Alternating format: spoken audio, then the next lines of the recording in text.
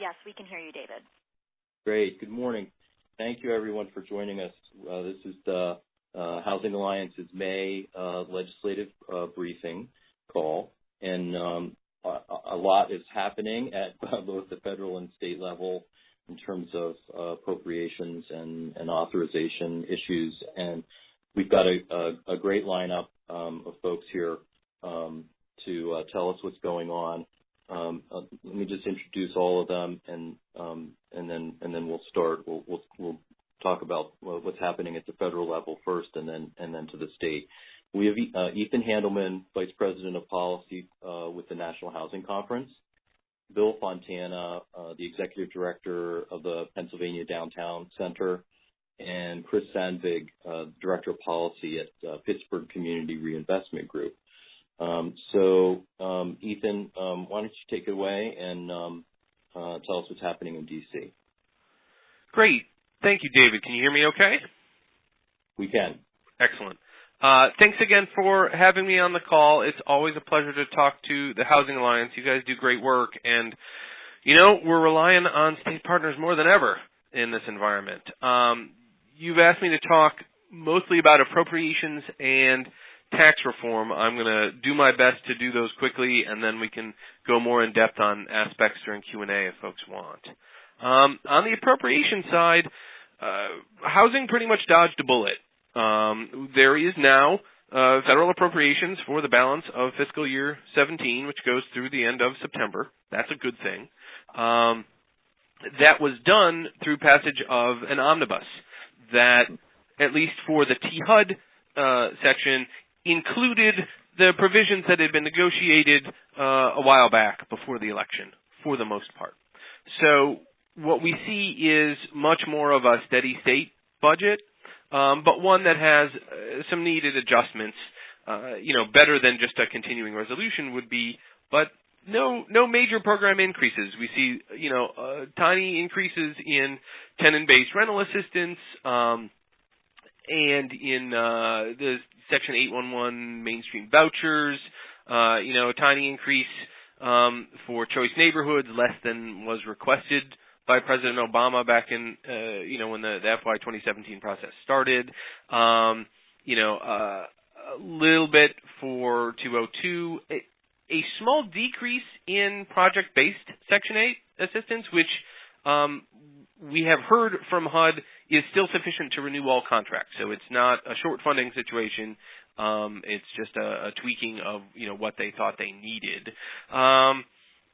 Public housing continues to take it on the chin a bit, as it has for the past several decades.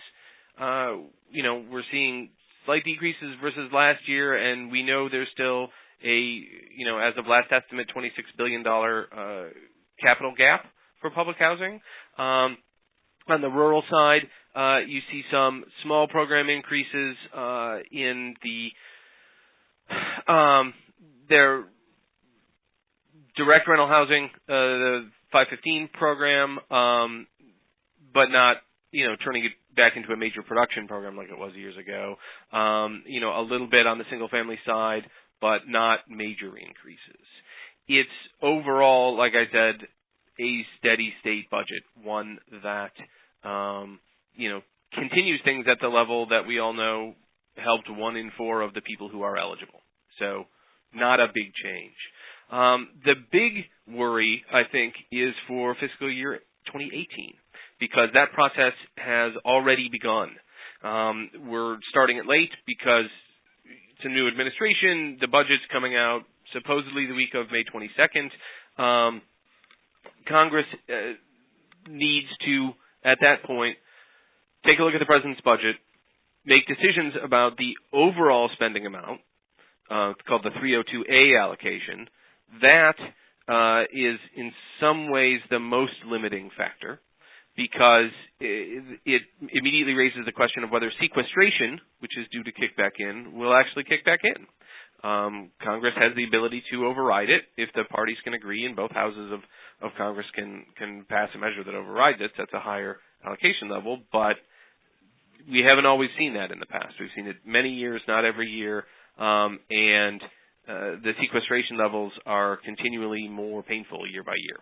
So that's the first big question, and that goes right to the heart of the debate we've already seen in spurred by the skinny budget that the Trump administration put out, which proposed a big increase for defense spending and a corresponding big decrease for non-defense discretionary spending.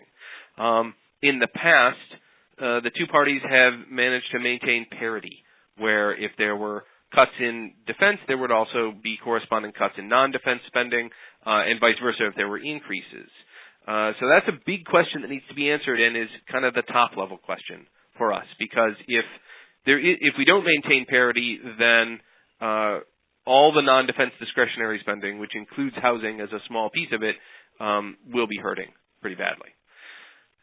The next level question is, once that 302A level, the overall spending is set, then Congress needs to set a 302B level. Those are the amounts allocated to each of the committees. The one we care about for the most part is the THUD committee. The agriculture one is also important, but the spending amounts for housing and agriculture are so much smaller than the overall agriculture allocation that it's not as big a deal. For the Housing and Transportation Subcommittee, it matters a lot. That's probably the place where advocacy can have some of the biggest impact in making sure that THUD gets the most it can. Because once that level is set, the priorities within HUD become pretty clear. There's room to wiggle, but 80 to 85% of what HUD spends every year is just to keep people who are currently housed with assistance of some form housed. It's to, in political terms, avoid kicking anyone out. So it's renewing project-based Section 8. It's making sure public housing continues on its starvation diet. It's making sure people currently receiving vouchers can still receive them, although there's, in past years, often been attrition as people, move away or release their voucher. It's that level of spending. So any cuts to the THUD budget that flow through to HUD end up on the remaining 15 to 20% of HUD's budget. The lion's share of that is home and CDBG. And if you think back to the skinny budget we saw from the administration, both of those programs were zeroed out. That's $4 billion of housing and community development assistance proposed to be zeroed out. So if you're focusing anywhere in terms of understanding the budget, the proposal that we expect to see May 22nd, or the potential cuts, that I would urge you to use that lens. Think about where those cuts are going to fall. On the tax side, you should also be paying attention because Congress and the administration are working on tax reform. The calendar is going a bit slower than some had initially predicted. Partly that's because the healthcare debate is holding things up, and they want to use the budget reconciliation process potentially to make some tax reform moves. A lot will depend on how the healthcare vote goes in the Senate, if it gets to a vote. And that suggests to knowledgeable observers, whom I trust, that we probably won't see a bill before August in tax reform. We might, but I think it's unlikely. For housing, the biggest worry there is what will happen to the low-income housing tax credit. That's a program that has widespread bipartisan support. In a straw vote, or it was at the end of last year or the beginning of this year, I forget, by the House Ways and Means Republicans. It received very strong support as something to maintain, even while many other tax provisions might go away. And there's a great proposal in the Senate with a companion in the House to strengthen and improve the low-income housing tax credit. The Senate version would include a 50% increase. This is legislation sponsored by Senators Hatch and Cantwell. And the House version from Tiberi and Neal does not include that plus up. It does include pretty much all of the improvement provisions, like allowing income averaging, strengthening the bond program, a whole host of program improvements. So, when you think about advocacy around tax reform, I would say focus on those two proposals as strong signals of support for the program. Encourage your members to support them. Pay attention to the course of tax reform overall, keep in mind that a reduction in corporate rates will have potentially a reduction in efficiency of the low-income housing tax credit because it affects essentially the corporate demand for tax credits and how much they can earn, right? If they're taxed less, the value of deductible losses goes down. There are some good proposals that could make deals still work, even if there was a reduction in the corporate rate. And certainly, I don't think any knowledgeable folks on the housing side are saying, hey, let's oppose reducing the corporate rate because it will make our little affordable housing program less efficient. No, it's much more about how do we make sure that the affordable housing system doesn't become collateral damage in corporate tax reform.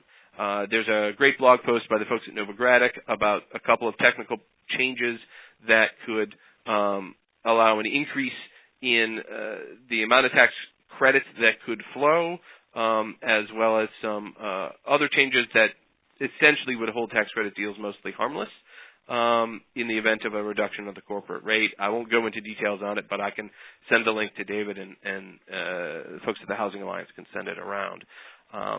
I'm going to pause there. I know I went through a lot very fast. I know we're going to do some Q&A at the end. I guess ask David if there's anything else he wants me to touch on now, and if not, I'm happy to hold for questions. Thanks, Ethan. No, I think let's hold for questions. I did want to point out to everybody that we did send out this morning budget two charts. One that shows it's from National Low Income Housing Coalition, and National Housing Conference has a similar chart that shows compares the final FY17 spending levels to previous years, and then the second chart is from the Housing Alliance for the state budget, which is, I think, a good segue to Bill Fontana, who is going to give us an overview of where things stand with the budget process, and then talk in detail about some of the programs like Keystone Communities that we look at or work on in particular. So, Bill, take it away. Okay, can you hear me? I can. Okay, good. Make sure the unmute came off. So if anybody that is familiar with the Pennsylvania budget process knows, the governor presented his budget in February. The hearings have been held at this point for most of the departments within the administration, and then we'll get in here now very shortly into the May-June flurry of activity to get a budget passed. I think there are some folks who are certainly a little skeptical that it will pass by June 30th, but there doesn't seem to be, at least at this point, I'm not hearing a great deal of concern that it's going to drag on like it did a couple of years ago into January or February of the next year. So I think that we'll probably see something midsummer here being taken care of. I do want to focus a little bit on the Department of Community and Economic Development. Overall, the department is taking almost an 8% hit in funding. It's going from $145 million and some change in 16-17 to a proposal for $134 million this year. One of the big changes in that, and I think it has to do with the Democratic National Convention that was held last year in Philadelphia. There's a $10 million decrease in regional events, security, and support. So I'm sure a lot of that had to do with the convention last year in Philadelphia. As far as very specific community development programs are concerned, and our organization, and I know some of the other folks on the phone are interested in the Keystone Communities program. As Cindy used to say when she was here, and David will be picking up the mantle on this, that has been proposed by the governor this year at $6.3 million, so it's a little bit of change. That includes Main Street, Elm Street, enterprise zones, what we used to call housing and redevelopment assistance, and accessible housing, all comes out of that $6.3 million. In 2009, that line item was 59. Well, they were separate line items, but those programs that have now been consolidated into Keystone Communities were at $59 million. So it's almost a 90% decrease in those programs over the course of the last decade or so. I know that a number of people expressed a concern that the budget was cut in half again, and I guess technically that is correct. For those of you who maybe didn't follow this line item quite as closely, in the I guess the 14-15 budget, it was at $6.1 million and some change, and then when we had the big budget impasse of 2 years ago, surprisingly, the Keystone Communities program jumped up to $12.2 million.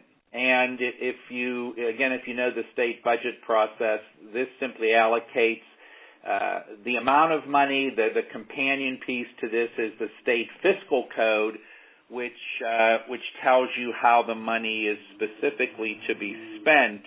And there was really no explanation in the either the budgetary process or in the fiscal code as to how both the 14-15 and 15-16 fiscal year budgets ended up with $12.2 million and some change in them. And as you might expect, a lot of those were kind of unofficial legislative projects that were put into the budget. So while the fact of the matter is that there's 6.3 scheduled for this particular year, for the year coming up, it's really not a dramatic change. The only problem would be if the General Assembly wants to kind of, pick away at some of that $6.3 million. I will tell you something that did come out. For those of you that are aware of this, we did have the National Main Street Conference in Pittsburgh last week, a pretty successful event. But one of the things that the National Main Street Center revealed was that they had done a fiscal impact analysis of, in particular, the Main Street program and its impact on state revenues in 3 states and in the city of Boston. The 3 states were Washington, Oklahoma, and Pennsylvania, and again, the city of Boston. And I think a real selling point that we want to bring forward to kind of try to get the Keystone Communities program bumped up in terms of funding is that for designated Main Street programs within the Commonwealth, the Keystone Communities program, the Main Street program, is returning $8 to state coffers for every dollar that the state is investing in that program. And we'll be printing that report and putting out a press release pretty shortly on that particular aspect of the Keystone Communities program.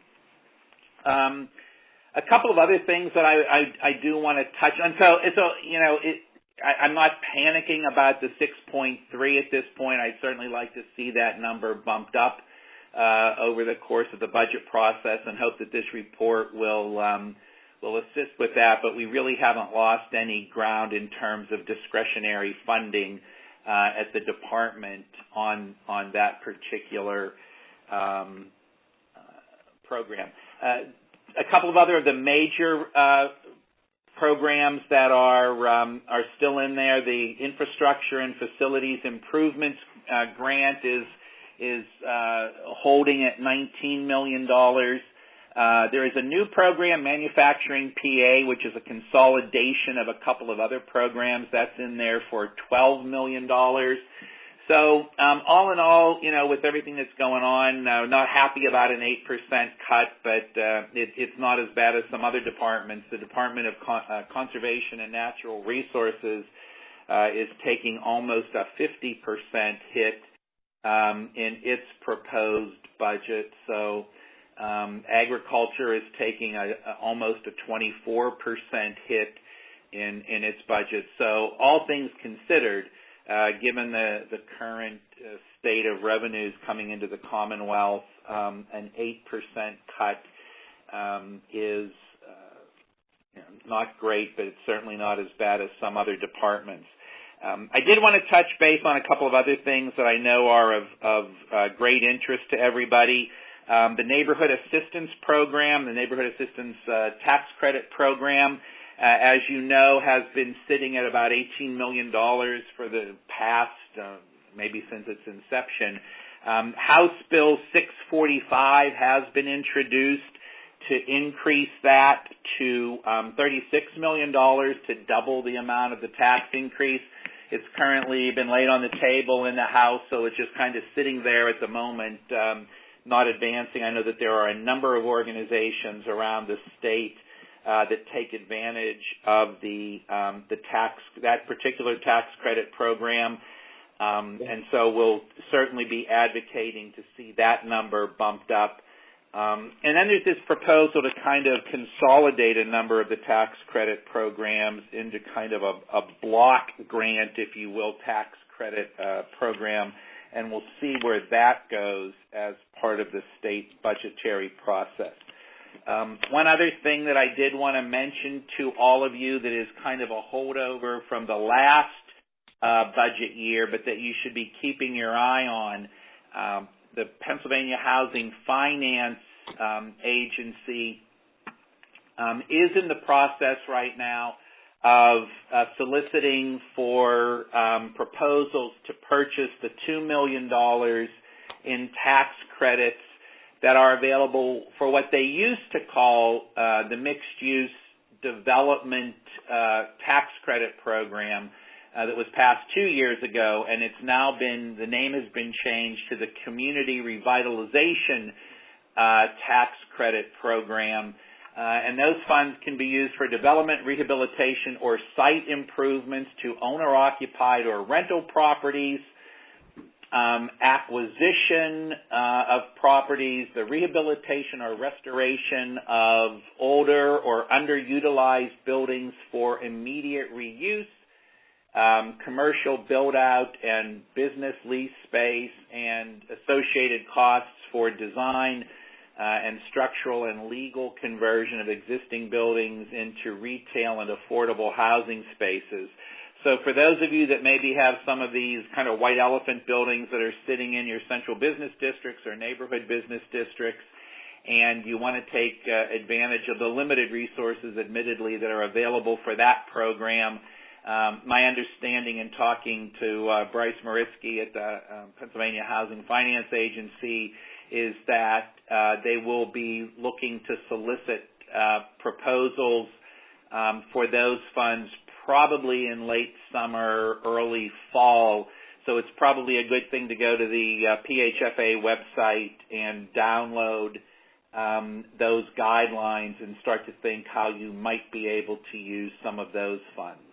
So I think with that, I'll hold on that and wait for questions a little later myself. Great. Thanks, Bill, so much. So Chris is going to talk to us further about the Neighborhood Assistance Tax Credit Program and efforts to double the funding for it through HB 645, et cetera. Chris. Sure. Thanks, David. First off, can you all hear me? Yep. Great. Wonderful. Thank you for having us on the call here. For those unfamiliar, Pittsburgh Community Reinvestment Group, PCRG, we are a membership-based organization of community revitalization-focused nonprofits and affiliated organizations in southwestern Pennsylvania. We focus on issues around land mobility and capital, getting resources into neighborhoods, all of the things that both were discussed at the federal and state level are things that are of vital interest to us and our members. So I appreciate the updates there. And before I jump into the neighborhood assistance programs, just a little segue there. I think what David had highlighted, what was highlighted, I should say, about the state budget and DCED, I think is really part of where we are with pressure to expand neighborhood assistance program right now. So the Neighborhood Assistance Program is not an expense side budget item, and this is where some people can get confused on this and whenever we get into these discussions, including legislators, honestly. It is a tax credit program. It is a state tax credit program, which funding is used for a host of issues around community revitalization. That includes affordable housing as well as capacity for on-the-ground organizations to do community and economic development within defined geographies. The charitable food program has been put in there as part of that as well. As was mentioned previously, the Neighborhood Assistance Program is an $18 million tax credit that has not changed since it was created in the early 70s. In today's money, this would be roughly $114 million if we were to bring that forward to 2017. The funding source has been seeing increasing interest and demand, frankly, as budgets for things like Keystone Communities and other line items within DCED have contracted.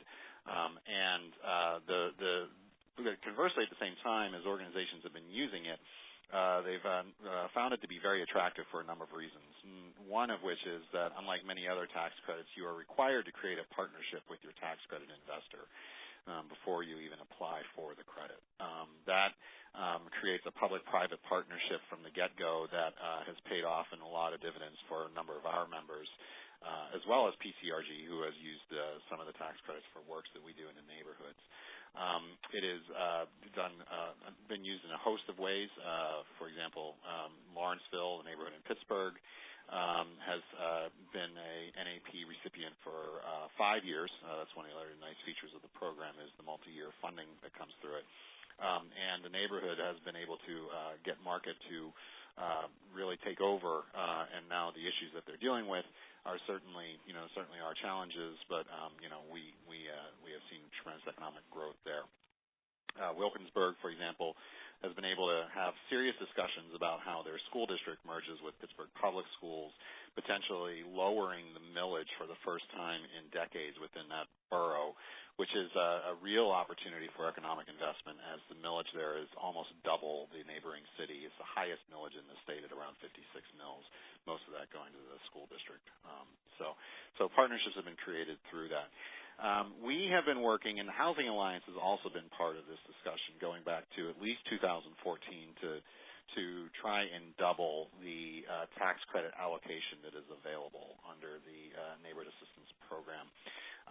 We have been starting that discussion here in southwestern Pennsylvania, and organizations have been joining onto that coalition slowly and steadily over the past 3 years, and it's really gained some momentum this past year, and particularly this legislative session, where we have close to 55 organizations statewide, investors, nonprofits, as well as other private sector corporations that have signed on to this coalition because they see the value of this program within their neighborhoods. The website for that, by the way, is napcoalition.com. And that'll take you to there where you can also sign up as an organization. So recent developments here is that, with building on momentum that occurred last year with a bill in the House and the House Finance Committee amending that bill by Republicans, actually, to go from $25 million to $36 million for the NAP program. The bill was reintroduced this year, House Bill 645. To double that. There's a companion Senate bill as well. And both bills have the prime sponsors are bipartisan. Co-sponsors on both cases have been pretty much bipartisan as well.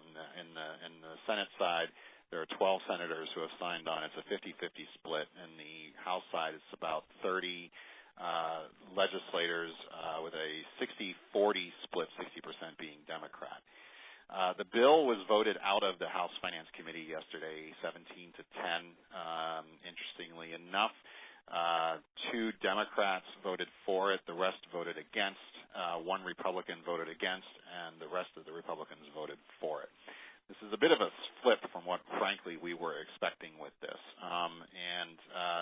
While it's certainly got momentum behind it, particularly since leadership, particularly on the R side, has signed on to this, the lack of Democratic support for, frankly, their own bill is a bit of a concern as we get into the budget negotiations. From our perspective, this is a program that works. This is a program that's been working. We've been, in some ways, particularly with the Republican side, comparing it to EITC in the sense that it creates, direct partnerships with organizations that are accessing the tax credits. And we're at the point now where we're continuing to build the coalition and trying to push this forward.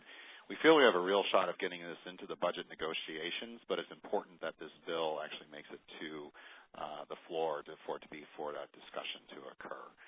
I'm happy to field other questions about it. That's pretty much I have at this point, so I appreciate that. Thanks. Great. Thanks, Chris, very much.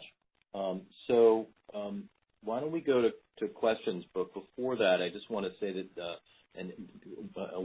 one immediate opportunity to do advocacy at the state level on all of this is on June 12th. That Housing Alliance has its annual Home Matters Day, and it runs all day, and Alliance members that are interested and able to meet with the representative and senators in Harrisburg, we coordinate that, and you can sign up for that online or call us to get more information. So why don't we, folks, remember to ask a question, you need to unmute your phone, so *6 to unmute. And maybe we could start with federal questions and then work our way down to state. And I'll ask the first question.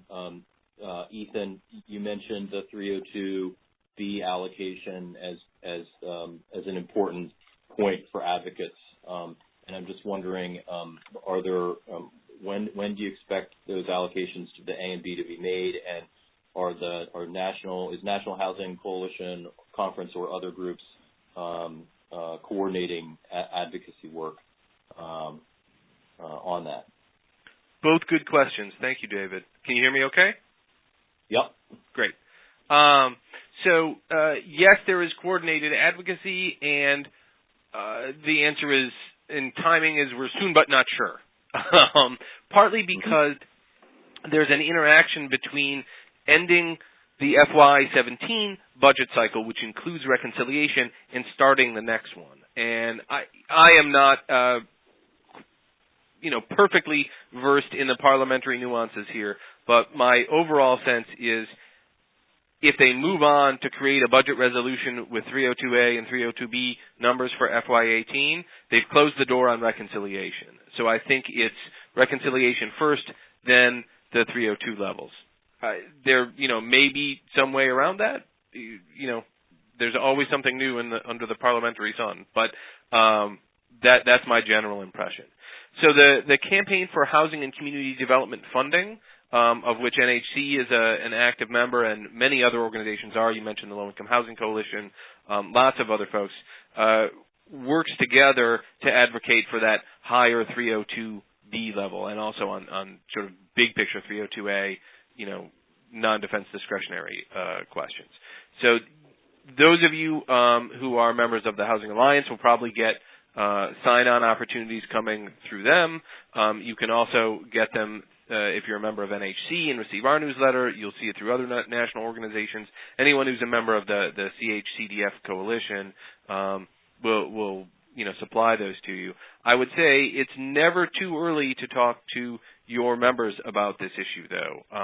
They already are starting to think about FY18 appropriations, so going into them, talking about the 302A levels, 302B levels, especially members who are on the budget committee that sets those levels, is really important. It's also good to see members of the appropriations committee, especially the T-HUD subcommittee, if your member happens to sit on that one. Thanks, Ethan. That's helpful. How about other questions? Remember to unmute your line. Hi, this is Judy Crosby. Can you hear me? I had a question. Sure. Judy. Okay.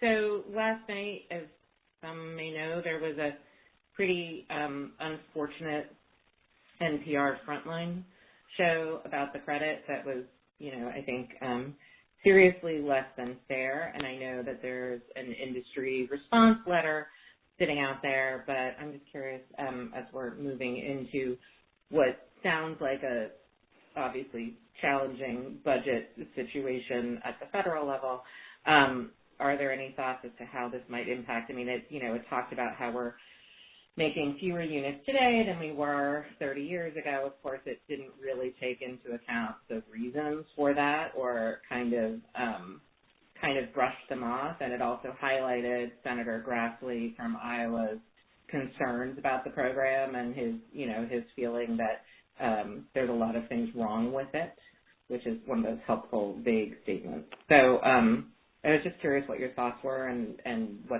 if there's any kind of industry planned further response to it, or are we just hoping this kind of dies away? Sure, good question, and I suspect others were up late watching Frontline as well. I think the program really was a missed opportunity. It did a lot to highlight the need for affordable housing, which, frankly, these days isn't very hard to convince most people of, whatever their partisan affiliation. But it really missed the chance to talk about the things, as you alluded to in your question, that we could do to really solve the problem. The fact that only 1 in 4 people who are eligible for housing help actually get it is not due to inefficiencies in what the programs we use, whether it's vouchers or tax credit or other forms of rental or capital assistance. It's really about the overall federal commitment. I go back to what I was saying about this FY17 budget being pretty much a steady state budget. Yeah, we're not increasing what we're spending. Could we make programs a little more efficient? Sure, that's what the Cantwell-Hatch and Tiberi-Neal bills are trying to do. I don't know anyone who actually works in affordable housing who thinks that there's widespread corruption in the tax credit program or, frankly, other programs. Obviously, we want to do as much as we can to address that, but it's not the affordable housing problem in this country is one that has been enduring. It's based on long-term structural issues, and it needs a concerted federal, state, and local response to address it. I'll just give you a contrasting example. Our neighbor next door in Canada is working on a national housing strategy based on outreach to folks in the housing community and their overall public that they did over several months. They're putting large amounts of national dollars behind it, and it's designed to address their housing challenge, which mirrors ours in many ways, in a concerted way. And we haven't done that in the United States for a very long time, on the order of decades. So, yeah, I'm sure there will be, some sort of action campaign response to the show. Based on what our communications team is telling us thus far, it's not really capturing people's attention. There were a couple other things at the federal level going on yesterday that seem to be dominating the news, and maybe that'll just continue. So, I think one of the best things we can do as housers is focus on positive messages, make sure we don't repeat erroneous negative messages, right? We've all heard the advice that you don't do, here's the myth and here's the fact, because all people hear is the myth, right? Don't do that. And focus on the positive successes, especially as specific and community-based as you can, right? When you talk to a member, talk about, here are the projects in your district that we've done or our partners have done. Here's the number of people helped in your district, in our state, by these programs, and that's really the best way to get the message across. Thanks, Ethan. Other questions?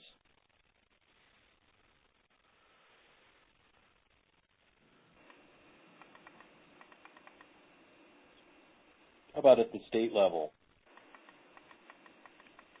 One thing that we didn't really touch on is the line in the budget for the homeless assistance programs, and which is facing a cut from between what the governor's proposal and what the House passed. The governor proposed $18.5 million, which would have been level funding for previous years.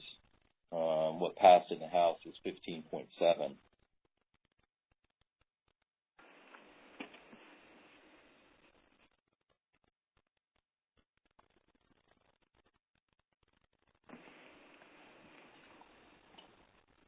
And again, don't forget to unmute at *6.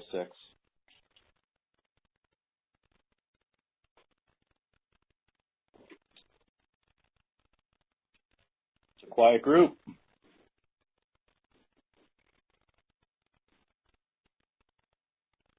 So, Bill and Chris, is there anything else that you wanted to talk through in more detail on the budget or on the NAP coalition effort? I'll defer to Bill before I jump in. So. No, go ahead, jump, because I don't have anything else in great detail. So be my guest, Chris. Sure. So I think just from our perspective here, as I was saying earlier, more folks signing on to the coalition. If you're an NAP recipient, or if you have a tax credit investor, or if you applied for the NAP funds and did not receive them because there were over 50 million requests this year. And by the way, when there's 50 million in requests, that's not $50 million of dollars that didn't go through. It's actually $50 million worth of partnerships that did not occur necessarily. Please sign up for the coalition at napcoalition.com. It's a very active group. That group is actively meeting with legislators, doing Hill visits, doing in-district visits, and working on getting this through and into the budget discussions. So hopefully you can join in on that. Dave, if you want to circulate my contact info after this, more than happy to discuss this further with folks outside of the call. That's great, Chris. We'll do that. We have everybody that's online. We have on the phone. We've got their email addresses. Cool. David, I just have one other real quick thing. If anybody had an application into DCED for Keystone Communities money from this fiscal year, my understanding is that as of yesterday, they were reaching out to inform people who had received that round 2 funding for that program. So if you haven't heard, you should be hearing shortly as to whether or not you received a Keystone Communities allocation from this fiscal year. Great. Thank you, Bill. Any other questions before we wrap up?